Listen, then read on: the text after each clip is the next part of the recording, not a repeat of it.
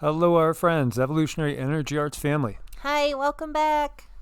So, Quetzalcoatl. Let's talk about this feathered serpent being from myth and lore, or was it actually a being that walked this planet?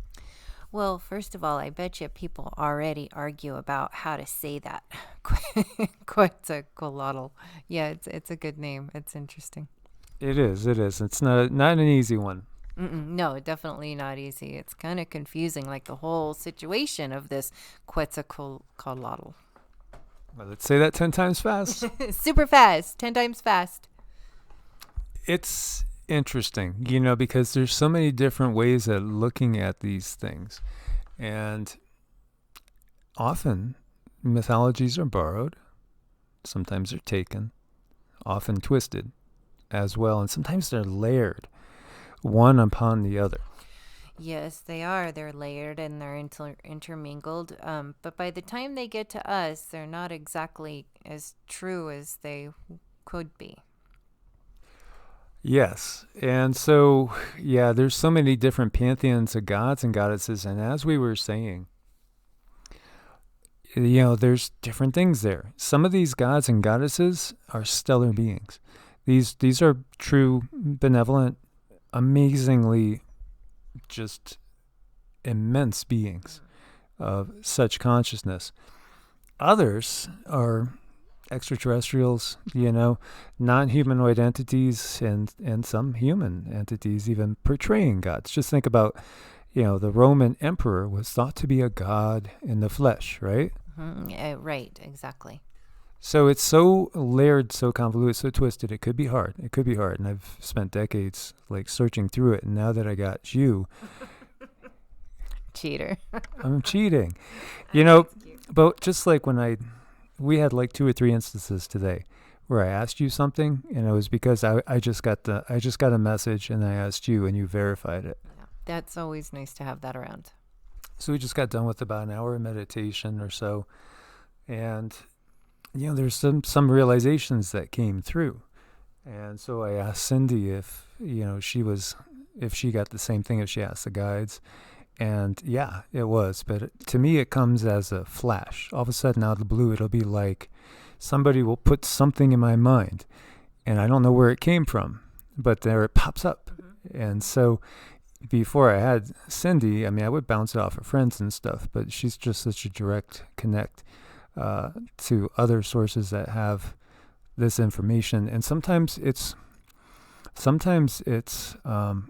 cloaked, as you had said. Yeah, definitely. Just like with this creature here, like the information that's coming through is coming through only by vibration, because that's the only thing they can't hide.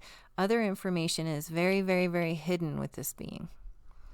And it's done on purpose. Mm-hmm. Oh, very much so on purpose, because they don't want us to figure out any truth. And if we were able to really articulate how this being is, how it behaved, we'd be able to draw some devastating lines to our own culture today. Yes, and I've talked about this before. So we have people that will try to take Enki and Enlil and turn them into, Jupiter and Saturn or something along those lines. And Cindy's giving me a frown, kind of like a terrified frown, like, oh my God, no. And I know, I like Jupiter and Saturn. Those are, to me, I don't know, all the planets are very benefic. I think that's the right word. And they have something good to offer. Even though Saturn kind of gets a bad rap, that's Saturn has a job to do, and his job is to mold your life. So you can't always look at it as bad, I suppose, if you look at it that way. No, and before I show you what I was going to bring up there, this entity is associated with the practices of basically human sacrifice, which is horrible and an atrocity. And Quetzalcoatl is depicted in many ways, usually as a feathered serpent. And we could even view it as kind of like a dragonish creature, a Chinese dragon, something along those lines. But not always. Sometimes as a humanoid being as well. It got me, I mean, it didn't even get me thinking. It just came to me of overshadowing, and I said to Cindy, I said, Quetzalcoatl, do you think that is a humanoid being or a humanoid reptilian hybrid that is overshadowed by the DRACO? Well, right, exactly. And again, I wasn't being given exact information, but I had to go with what you told me and then match that vibration. And so, yeah, a lot of times what you get is vibration. Right. You could feel the energy around it. Yeah, I feel the energy around it, and then I translate that as best as I know how. And you said that this entity, it's almost like when you put it out, you could sense the entity, even if the entity is in a different star system right now. You could sense it out. Right, because there is no time space. So I just sense the entity and what's around it. And you were asking me, well, what can we get? Can we get any detail with this entity? And the first thing they told me, well, he could fly. He could fly. He didn't need any artificial intelligence. He didn't need anything. No technology. He could fly just by thought. Right. He could fly by thought. And the other thing that came out is, well, he was telling humans what to do, and he wasn't very nice to them at all. He kind of used humans to feed his ego, because as he feeds his ego, his abilities get stronger and stronger and stronger. So he had to find ways to get humans to follow him and do his bidding, because that made him powerful. And, of course, we have the two paths, service to self, service to others, that we get from the law of one, and that's just kind of obvious. Now, you could be in service to yourself prior to being in service to others in the sense that you're clearing away everything that you need to clear away to truly become a better person, to become higher vibrational. But then there's the other service to self, which is all about, as you said, it's feeding the ego. Right, and he was very, very manipulative, too. He would do things like, he would tell people, okay, if you don't give me these many sacrifices, the sun's not going to come up tomorrow and you're going to die. He would tell them these things, and it was just absolutely horrible. Well, that certainly would be, and that would be preying on the fears of people that are not as advanced. Right. Not as advanced in their way, yeah. Now, the other thing that hit me, too, is, in those olden days, we probably had slightly more ability than we do now to perceive. So maybe when people were seeing him as a feathered serpent, it was like seeing the Draco overshadowing him. And now these days, that's where I can feel the Draco overshadow people. No, I don't have sight that good as long as those natives do. With me, it all comes through feelings, so I feel that energy. Yeah, you could actually send out, like, when I'm opening an email, there'll be times when she'll say, don't open it. Right. Or no, whatever that email is, no. Right, and it's a force that I can't help. So it makes me feel like that must be maybe Kira, who's our Pleiadian protector. Sometimes she taps on my energy field and she's like, no. And I have to listen. I have to. It's strange. Yeah, it's fascinating. So many of these myths and legends are so intertwined. Like, I brought up crystal links, for instance, because here they have a depiction, perhaps, of Quetzalcoatl, who looks extremely draconian. Extremely. That, to me, that's an obvious one there. Now, here, this author equates the Anunnaki god Ningishita with Thoth, and that's just wrong. That's just so wrong. Right, that's super wrong. Yeah, they're not even close to the same. One is more of a cosmic consciousness, a cosmic energy, and the other is a literal, being that was at that time flesh and blood are able to, come into our reality. Right. Just imagine at that time, there could be all kinds of different intermingling gods. Say, the best I can explain it now is we have all these politicians, some more powerful than others, some on a higher pedestal, some on a lower pedestal, but we know they're all different beings. It's the same with these gods. There were so many of them, all on different pedestals. And they were taking advantage of the natives' naivety. Yes. Oh, and yeah, doesn't that kind of correlate to what's going on now? Exactly. I mean, because it hasn't changed. It's still going on. And, oh yeah, before we go to the hats, over here, depictions of Quetzalcoatl. And his name means plumed serpent, referring specifically to the green Quetzal birds native to Central America. Feathered serpents appear as early as 900 BC in parts of Mexico.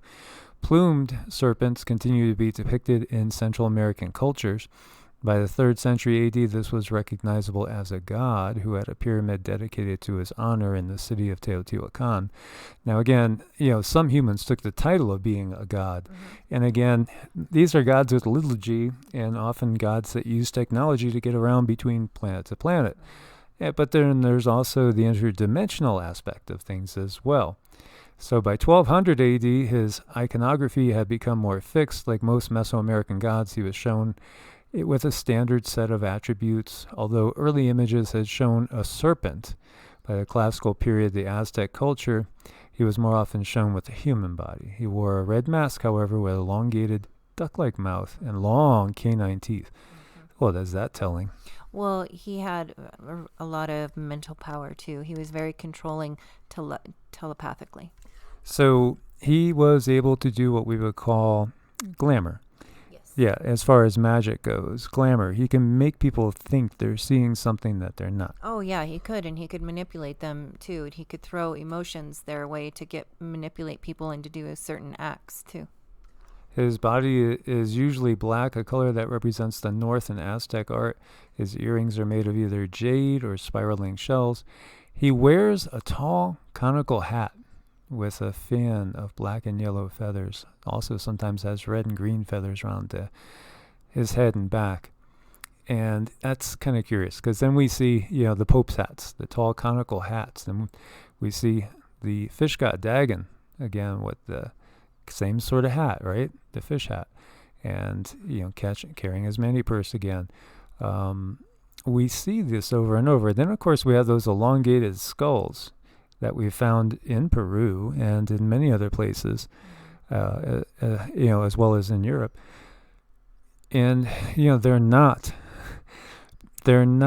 just, putting wood to the head and shaping as a baby, because the foramen magnum, which the spinal cord goes through, is in a totally different place. And it doesn't have the same structure. It doesn't have the, parietal, like the human Homo sapiens sapiens has the parietal. The different plates in the skull are in different positions, and it has, different amount of plates. It's not the same species. Right. It's not physiologically possible to be the same. Exactly. So, these beings, they were humanoid hybrids, but they weren't Homo sapiens sapiens. I know they weren't. And, one of the things that's associated, as we had said, is massive human sacrifice. So obviously, as we've talked about, loosh, terror, anger, hatred, all these things feed these lower astral entities, like the DRACO, that overshadow people. And also, obviously, they've created a lot of human hybrids. Right. So, it's very important that we learn what irritates us, what gets our goat, what bothers us, so we can go back and correct that and fix it, because we don't want these emotions to continue to give them power. Right. And if you think about it, who did they sacrifice? They basically went out on war and conquest. Everybody they captured, they brought back. They brought them up on the pyramid steps sometimes in different spots. And they would literally cut out the heart while they were still alive. Yeah, that's so terrible and horrible. Think about all the souls that they caught in the astral and caught in a revolving door loop coming right back to another 3D realm where probably they are under control as well. I know, it's really unfortunate. And it's just the beings knew that. They knew exactly how to keep someone in fear to make them stay on the lower realms, whereas the beings being taken advantage of, they didn't understand this. No, and it's still going on to this day. When we look at what happened to then the native people of both Americas, with perhaps as many as 100 million being killed in the genocide when the Europeans came. Again, it's all about this demonic possession control. Yeah, it's really unfortunate. But the good news is, now that we can recognize it, we can kind of work it out of our lives. Yes, and we have to keep waking up others to this reality, because, people that have never heard of this will just look at everything and say, "Oh my God, you're crazy," Yeah, But then they also tend to believe that, whatever their party is totally right and the other party's totally wrong, without looking at the puppet masters above. yeah. Well, they can't. It's very difficult for them to do that because of their conditioning. So it's almost like literally unsafe for people to step outside the box and look at things. That's why it has to be a slow process. Yes. So yeah, if these beings are demanding blood sacrifice, well, then they're not good beings. It's pretty clear. Well, blood sacrifice is blood sacrifice. Even in church, I forgot what the name of it is, but you drink. Transubstantiation. Yes, thank you. You do that, but it is what it is. There's no sugarcoating that.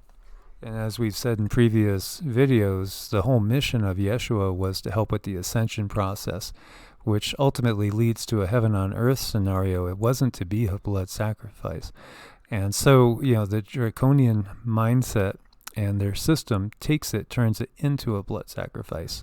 As we were talking about Cain and Abel, and Cain and Abel, and Cain was giving, fruit and wheat and veggies, and his was rejected, and Abel gave a blood sacrifice, and his was accepted. And we've questioned, well, why does the smell of lamb cooking entice God? Why does God make a sound in the garden? Well, when this guy was walking around, if there was good barbecue, he'd hang around and he'd let you serve him. Yep, he sure would. Yeah, and this is not the God of the universe. Obviously, it's not the creative source of all, but that's how they've tricked people. And they still set us off to war against each other, as we talked about. Suffer not an infidel to live. That right there just says you got to conform. You have to submit, or the consequence is something similar to this. Yep. Maybe not in this particular manner, cutting the heart out, but one way or another. I know, it's really just barbaric. Yeah, it's all about control of these beings that control from different densities, overshadowing, controlling, and they do have literal physical servants in this density that could show up at any time, and possibly have already. When we saw two, you got the picture of 2 ships being offloaded. Yeah, I did, and it seems like there's just been a lot more really horrid things happening in the news since I mentioned that. Yeah. Most definitely, because these beings have what would appear to be magical powers and abilities. They are very gifted in the science of how the universe works, and they know how to manipulate things. They do, and they manipulate and latch on through our traumas, and that's another thing that I don't like to feel, but I can feel it when someone is being manipulated by one of these beings. Yeah, it's easy. I mean, actually, Cindy knows before we even call them, or, and talk to them. Like when we get the emails, she could sense it. I could often sense it too. Mm-hmm. Yeah, and it's varying degrees, of course, and there's a certain point where I just can't deal with somebody, but so far that hasn't really happened. No. So these mysterious beings of the past, if we could all see them for exactly what they are, it would be all too obvious. It would be, but I want to be careful to say they're not all bad either, because there are some that are trying to buck the system or come in through the back door and try to make things right, because we are moving into that new yuga and our heart chakras are getting bigger. Every being's heart chakra is getting bigger, so that matters. Yeah, and ultimately, at some point, they're going to have to come back to source. It might be a long time. It could be eons and eons, millions and millions of our Earth years, or billions even. But at some point, they will return to source. It's just in the nature of things. And even within the reptilian species that are out there, or the reptilian human hybrid species, they're not all evil either. There are some decent ones out there.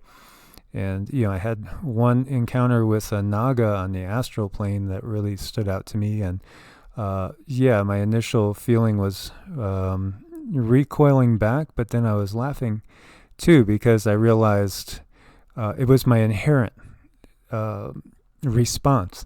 Just like with some people, if they see a snake or a big hairy spider, you automatically kind of take a step back. You just want to take a step back, But then when I felt the energy, it didn't make me feel like going and giving a big hug. No warm and fuzzy, but there was wisdom there and something to be respected. Yes, most definitely. Yeah. Yeah, so it definitely took me by surprise. Well, I hope you guys found this interesting and informative. Thanks for being part of the family. Make sure you are subscribed with the bell clicked. Thanks for your support on Ko-Fi and Patreon. We couldn't do it without you guys. If you need to make an appointment with us, it's EEARTS at Proton Mail or evolutionaryenergyarts@gmail.com. God bless and namaste. God bless, guys. Namaste.